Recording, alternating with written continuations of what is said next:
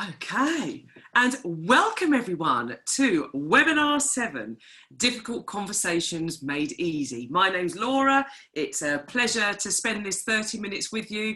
Let's crack on with the slides and we'll take it from there. So, 30-minute lockdown lunch and learn, tricky conversations made easier. The purpose of these sessions is they're designed to help keep our professional skills sharp, no matter what our current professional situation, so we're maintained and ready for action on the other side. I'll take an inspiration for this particular webinar from the work of William Shakespeare, and this made me smile, this quote here, which is, "I wish my horse had the wit of your tongue, the speed of your tongue," and it just made me giggle, really. So the purpose of this webinar is to acknowledge, really, the unprecedented period that we're in, and it struck me just how often in our working day we would switch the environment to change the tone of the conversation. Like many of us, there will be situations where I might suggest to someone, should go out and grab a quick coffee, to then have maybe a bit of a sensitive conversation about something that might have just happened. Or you're there washing your hands together in the bathroom and you're chatting about the meeting that you've both just been to. And it struck me about how reliant maybe it is to become on the physical environment in which we're in to switch the tone and pace of a conversation that otherwise might be quite awkward. And it struck me how much skill it takes to be able to change the tone and address maybe some of the awkward or sensitive topics with literally the screen and your voice and your tone of voice, and that's all we have to hand. And it struck me how this might be useful content to have a look at. Again, like all of the content that we cover, it's for you to either take on board or dismiss the stuff that you think that may or may not work for you, but absolutely the goal behind this is to be able to share and guide our thinking with some content that over the years people have found useful. So, William Shakespeare, all the world's a stage and all the men and women merely players. What are some of the conversations that you know are potentially on your to-do list now or likely to become on your to-do list as more of the evolving picture becomes apparent? Did you know there are more than 1 million words in English language, a number of those words in current use, and between 20,000, 30,000 used by each individual person? Shakespeare is widely regarded as the greatest writer in the English language, and his plays are performed more often than any other playwright. And he was a master in how he used language to create stories that have endured over the centuries that show how humans can help, hinder, hurt or heal with just the power of their words alone. And no other species is as effective as us at communicating complex messages. But it doesn't mean it's easy, and it doesn't mean that we are automatically attracted to having these conversations. So there's a lot going on. How do you make this work? There might be some conversations on your to-do list or who are likely going to be on your to-do list that are causing you a bit of tension inside. So this 30-minute lunch and learn is a chance to look at practical tips for making some of life's awkward conversations a bit easier. Judgment-free, one size fits one. Hopefully you find them friendly, light, positive and rooted in commercial practicality so you could put them into practice the minute after we finish this webinar, focused on 3 objectives and tips to help you thrive whilst working from home, no matter how makeshift your space or how temporary your current work situation. The practical objectives for this session are tips to avoid the traps that can lead to conflicts in awkward moments, some simple frameworks to prepare for a planned conversation, and strategies to handle situations in the moment, because we literally cannot leave the room and adjourn if you're staring at someone through a screen. So how might we still create some of those structures that enable us to have some great conversations? A gentle reminder from nature, we can see from the animal kingdom that time now might be to channel our fox mindset as opposed to panda. So a fox by nature is very resilient and adaptable because it's not the most intellectual of species that survives through rapid change. It's those who are best able to adapt and adjust. So it doesn't matter how good or bad you were at these types of conversations before, it's now about adapting and recognizing how some of those things might be worth adjusting in this situation, which is new for us all. So Objective 1, how do I avoid the traps that can lead to conflict in awkward moments? And as Shakespeare reminded us, there might be some words that we say that might have a different intention underneath. So from Lady Macbeth, look like the innocent flower, but be the serpent underneath it. How could we maybe take that as some inspiration about how to watch out for some of the traps that can happen? And linking with the snake theme, this is something that people over the years have sort of stuck in their mind. And it's this idea of there being some snakes and ladders within a conversation that might be worthwhile being aware of. And it revolves around this idea of a drama line, which is where everything above the line is constructive and anything that happens below the line is more destructive. And the more that we can keep focused on the higher purpose of a conversation, the less likely we are to be triggered and follow maybe the drama as opposed to the purpose of that conversation. So imagine a conversation that you've either had in the past or might be on your to-do list now. And just have a think about what might be some of the things that drag that conversation down, and some of the language that could help keep that conversation above the line, i.e. in that professional zone. And this concept of a drama line is almost the point at which the conversation doesn't even become about the topic anymore. So let's say you're having a conversation about who put the bins out last. Maybe after about 20 seconds, the conversation is more along the lines about the fact that you don't like how each other is speaking to the other, not actually about the bins. So it can be quite easy to get caught up in the argument as opposed to the purpose of having that conversation in the first place. So any part of that conversation that focuses on the goal, the vision, the future, looking at constructing what we're going to be doing next would be said to be above the drama line. Anything that revolves around the blame or assumptions or historical stuff, looking to destruct, then the purpose of that conversation is less productive. And even being aware of there being a drama line can help us resist the urge to slither after that snake. So putting the focus back up, so using ladder language, I call it. So phrases like, how about if we, or let's focus on what we both want from this, or let's go back to the reason for this conversation in the first place. And the ladder language is stuff that heaves the conversation back up on track. The urge to slither after a snake tactic is quite tricky, especially if something like the enhanced reduced tactic is used, which is designed to hit us in our gut because it feels unjust. And a classic example of an enhanced reduced tactic might be where someone is saying, well, all I'm asking is for you to do this, and I am going to do a huge amount for you. So enhance and reduce is where the other person feels like their needs are being reduced and the other person's needs are being enhanced. So it's quite manipulative language.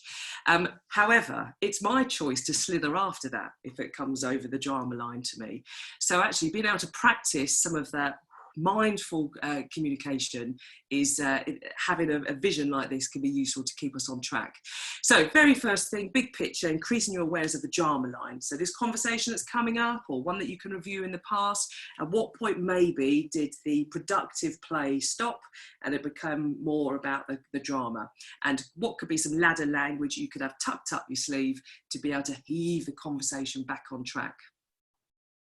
Being clear in your head about the mindset and purpose of the conversation in the first place will also help keep above the line.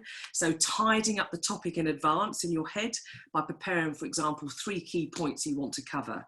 So if there's a lot of mess that's in your head, it certainly is not going to get clearer as you link it with the mess that might be in someone else's head. So let's say something happened on an online team meeting last week or during Easter or whatever, and you want to bring someone's attention to that. As you're preparing in your mind, maybe have a think, what's the 3 words that are going to help keep me in the best mindset for this? So firm, friendly, fair, let's say. And what 3 points do I want to make sure I cover? So for example, what happened, what the impact was, and so what the suggestion may be. So being clear in your head about the mindset and purpose beforehand is another thing as well to help avoid falling into the traps that can happen in some tricky conversations. And remaining flexible and remembering the only thing you can control is your own response. Often emotions can flare if we fixate on a precise script, and within 5 minutes, if we can see that script isn't working, that can flare up an emotion. So the best thing maybe is to approach this as a loose framework for how you approach that conversation. And what can help keep us flexible as opposed to fixed is to adjust our outcomes for this. So I mentioned this in another setting in the previous series, but what might be the ideal outcome for this conversation, your gold? What might be the preference outcome for this, which is like the silver standard? And what might be the realistic output for this conversation, so the bronze standard? Because if I only aim for gold, then actually potentially I'm going to trigger my own emotions if I feel like I'm not succeeding at that conversation. So the gold, silver, bronze is just having a bit of a looser framework in mind about what to get from that conversation. You might not be able to end the conversation with everyone singing and dancing and happy the conversation took place, but at least you delivered your point fairly, and it's kept the relationship intact in terms of you and the other person. So, huge topic this. Couple of tips for how to avoid the traps that could lead to conflict in awkward moments. Well, being aware of the drama line and keeping focused on the higher purpose. Being aware to not slither after the snakes that might happen in the conversation and have some ladder language tucked up your sleeve. Phrases like, how about if, can help heave the conversation back up on track. Being clear in the mind at the outset about what you want and the purpose of the conversation, and maybe some mindset mantra you want to keep in your mind, and being flexible and remembering the only thing we can control is our own response. So having a bronze, silver, gold outcome can enable us getting hot and bothered because we feel like we haven't achieved a single fixed point. So, objective number 2, how can I best prepare for a planned conversation? Is there a magic script that exists that is able to deal with every potential eventuality that might happen? Was there any script that existed for some of the colleague conversations that are happening right now? Of course there wasn't. So the main thing that we can keep is, as Shakespeare told us 400 plus years ago, this above all, to thine own self be true. So here are 3 tips to think about how to be the best version of yourself if there's a conversation coming up that is potentially going to be a bit tricky. So first thing is preparing how you start the conversation and setting the other person up for success. So do whatever you can at the start of the conversation to remove shock or surprise. If people feel tricked, it'll impact the trust, not only experienced within that onward conversation, but also in the ongoing relationship. And here's something that people have found useful over the years. It's not a script, but it's a tool for right from the start setting the tone for the conversation. So imagine the shape of an effective conversation is like a diamond, a beginning, middle, end, and signposting right from the start to set the scene in terms of the mode or emotion or the sensitivity that the conversation is likely to carry. So a phrase along the lines of, for the next few minutes, I'd like to have a sensitive conversation with you, which I'd like us both to focus on how we take a positive from it. It's totally confidential. And the reason why I want to bring it up is because I'd want someone to bring it to my attention too. I wanted to have a conversation about the team meeting last week, or whatever your topic is. We'll look at the next bit later. So the purpose of this entry, I guess, is this might not be a wanted conversation from either side, but what it does is it doesn't trick people or lull them into a false sense of security. So lots of bright, false conversation about the weather or how everything is, actually there's then likely to feel like people have had the rug pulled from under them if 2 minutes in, the conversation takes a completely different turn. So right from the get-go of a conversation, if there's something big that needs to be addressed or something that you think could fire up or flare up an emotion, then how could you clearly set the tone from that conversation right from the get-go? And viewing a conversation like a diamond, so right from the initial point and then the introduction that enables people to feel like they are not being shocked, surprised or tricked. Second thing maybe to have a consideration is the Staben framework, which I took years ago from the Relate relationship manual that I found online. And I thought, well, if it's a strong enough framework that can help a warring couple have a conversation, then it's probably good enough for a professional environment as well. And the Ben part in particular helps really identify the beef in your own head and then stay on point when you're having a conversation.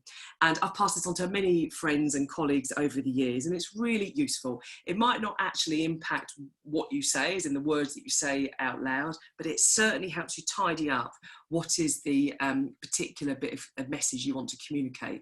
And the Staben stands for source, pinpoint precisely what has caused the conflict. So let's say a team member keeps dodging a meeting or hasn't prepared for the meeting that they said they were going to.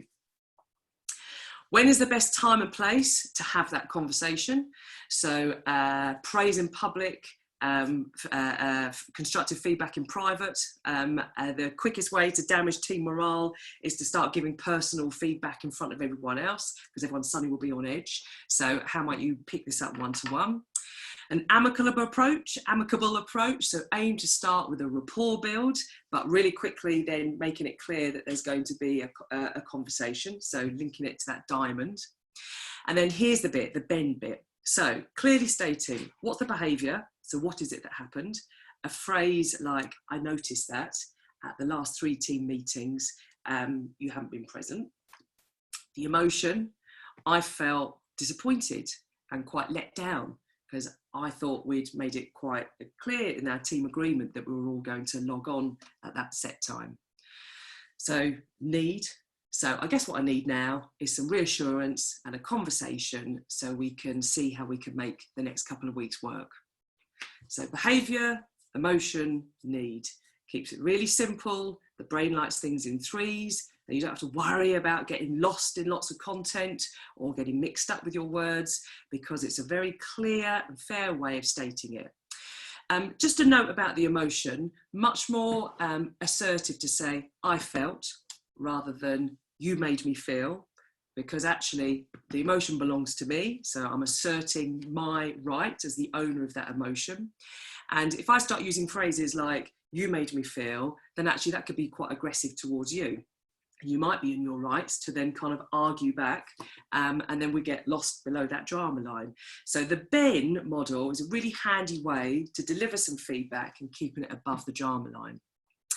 And dropping our tone of voice at the end can help convey a calm sense of command. I love this little tip. I picked it up years ago and I wish I'd been taught it in school, because I think I would have been a lot more confident as a young adult rather than having to learn it in my kind of late 20s. So tone is equally as important as words when conveying sensitive messages, and especially in 2D, your tone of voice is almost the room in which you're sitting in. So questions, the questioning tone of voice where it goes up at the end can sound a little bit plaintive or even a little bit patronising. The statement, which is where we're going to have a conversation, can sound a bit robotic and a bit unfeeling, whereas the command is where you drop your tone of voice at the end. It's the pilot saying, we're entering into some turbulence. So it might not be pleasant, but you feel like you're in safe hands. Whereas, anyone know how to fly a plane? Immediately creates a sense of panic. So the command tone of voice is a very neat way of delivering what might not be an easy bit of communication, but in the most soothing and confident way possible. It's a fab tip also to pass on to anyone that might be having an interview online or doing a presentation, etc. It really is useful. So this second objective, how can I best prepare for a planned conversation? So how am I going to start it? So I clearly set the tone so people feel like they are not being tricked or surprised or having the rug pulled from under them, which is going to damage the conversation even more. So how might I clearly signpost at the start the intention for this conversation? The Ben part of the Staben framework is an awesome way to neatly prepare in your own mind and use it as a way to communicate a message clearly about the behaviour, emotion, need.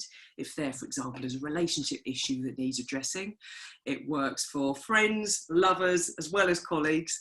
And dropping our tone of voice at the end can help convey a calm sense of control and keeping in command of our tone of voice. So along with that and the bend model keeps us above the drama line. But of course, to thine own self be true. So these are all some tips to help you bring out the best in you, because you'll know yourself and your people better than any book can tell you. But it's about having the structure sometimes that helps us to have confidence to be ourselves. So how can I best handle unplanned situations in the moment? I might have done my Ben, I might have got my snakes and ladders, I might be all prepared, and then suddenly, whoo, a telephone call comes through 5 minutes before the planned conversation, and I need to handle something there in the moment. So, as Shakespeare reminded us, the fault, dear Brutus, is not in our stars, but in ourselves. So how am I going to manage potentially the aspects of my personality that that could be let loose if I feel like I've kind of been interrupted or had a conversation that I wasn't planned for? So developing a calm response pattern that aims to soothe rather than react is a useful thing to have tucked up your sleeve. I like word patterns because they help us keep the conversation above the drama line, and it means that you're an easier role model as well for others to learn from you. So once you get to a certain age, you'd have had thousands of these types of conversations. I think it's trickier when you're making your way in a brand new situation or a new industry, or you're new to the world of work, or you're new to this world of work, and suddenly we're in kind of learner mode. And it's much more useful if we are kind of quite organised in the way that we deal with some of our challenges, because it means you're able to role model to others some of the things that maybe you've picked up.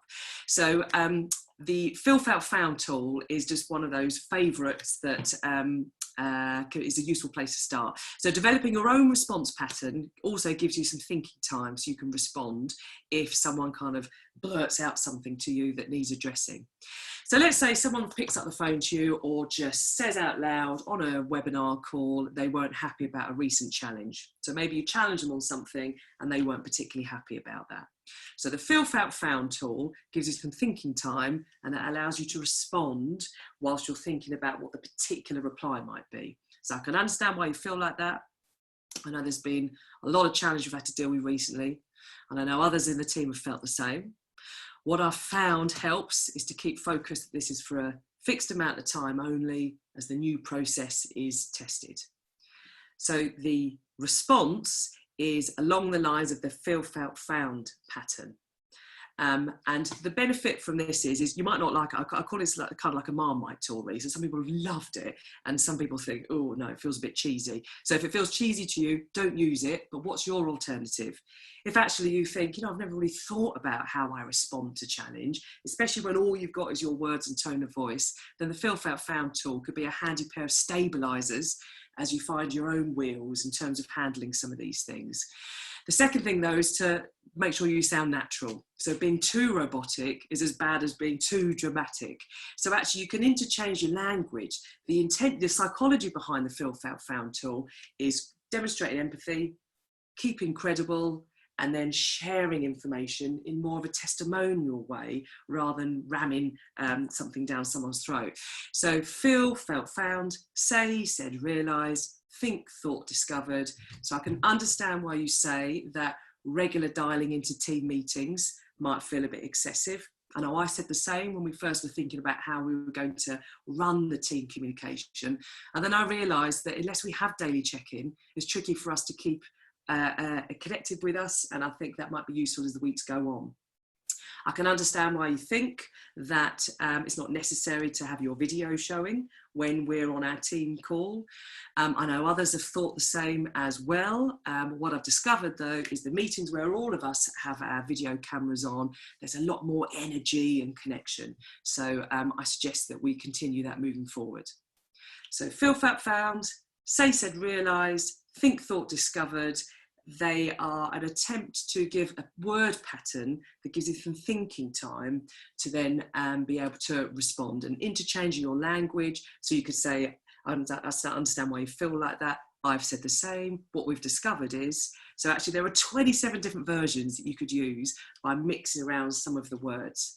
But the key is about having a calm response back.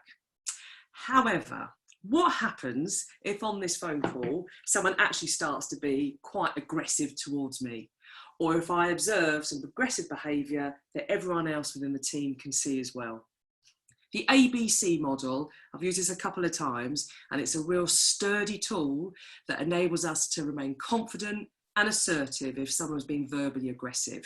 So I guess it's standing up for ourselves in a way that doesn't take away the rights of the other person. And the ABC tool, actually, I borrowed from the Susie Lamplugh Trust. So you can have a Google about the great work that they do, but it's about equipping people with the verbal PPE, I call it, to be able to handle some of those tricky conversations where you need to be able to look after yourself. So you might not need to use it at all, but it's always worthwhile knowing how to deal with the Gale Force 10 conversation, and then anything else just feels a little bit breezy. So I'm there. Someone's either being aggressive towards me in front of everyone, or we are having a one-to-one conversation and the tone has just changed to something that's made me feel like I'm being attacked. So the A stands for action. So this is where I might have used feel, fat, found, or the equivalent, and it hasn't worked, it's not strong enough. So then let's say the other person has continued shouting or arguing or swearing, whatever it may be. So it's then taking control back of the conversation, which is, we need to sort out what happened last week so we can all move on. B is the behaviour. You're swearing at me and won't answer my questions. Consequence. If we cannot continue this, then it could make the next few weeks even more of a challenge for us all. And then a possible solution. If you would like, I can give you some thinking time, and let's then arrange a later time to catch up today. So the ABC model is the action. So what is it that is the purpose of the conversation in the first place? The behaviour, so what you're observing right now that is happening. And then the consequence, which is if that behaviour doesn't adjust, then that's going to make the action even worse. So the ABC model is definitely one of those things that it might be worthwhile rehearsing. So rather than being anxious about a conversation, turn it into positive rehearsal. And the ABC model can help in that moment if you're feeling a bit unseated and if you feel like the conversation has taken a turn where actually you are being attacked. So how can I best handle unplanned situations in the moment? What might be some of the faults that run in myself that might be worthwhile thinking about how I consciously manage myself, which is trickier if I haven't controlled the timing of the conversation. But developing a calm response pattern to soothe rather than react, so the feel, felt, found tool is a useful place to start. And focusing on sounding natural rather than robotic by interchanging your language. And if you don't like the feel, felt, found, say, said, realise, think, thought, discovered tool, come up with your own. The intent behind that is to have a structure that gives you some thinking time to be able to respond. And if that's not strong enough in the moment because the other person's reaction is really quite strong, then the ABC model, action, behaviour, consequence, can help us to remain confident and assertive if someone has been aggressive. It's also a great way to role model to others in the team as well, if they are finding that they're having lots of aggressive conversations with customers or clients or family members or whatever it may be as well. So it's a massive topic. Having tricky conversations. The challenge for all of us now is we are unable to switch our physical environment that often is used as a way to switch the emotional environment that we set for that conversation. I've now got to go from one bright and breezy conversation to maybe quite a heated, heavy conversation, all within the same four walls. We can't just nip out for a coffee and have a lighter environment to have maybe a heavier conversation. So the skills that we are developing through this lockdown are an absolute premium. And it will be these types of skills that are going to help us navigate in the onward chapters that are awaiting for us. So as William Shakespeare would say, time is very slow for those who wait, very fast for those who are scared, very long for those who lament, very short for those who celebrate, but for those who love, time is eternal. And this period of transformation is testing our skills and developing strengths in new ways. Could you have imagined 6 weeks ago being able to pull off all the tasks that you've probably already pulled off by the time you've listened to this webinar? It's extraordinary how much we've all adapted. And in fact, a higher level of skill and confidence is needed when we cannot adjust the setting and nip out for a coffee. After confinement, could it be that we emerge better skilled for the future? And tackling and handling life's awkward or tricky conversations is worth practicing no matter the topic. So even if you're going to practice this with your cat, the ability to lean in and handle life's awkward conversations is a great skill to be practicing and keeping sharp through lockdown.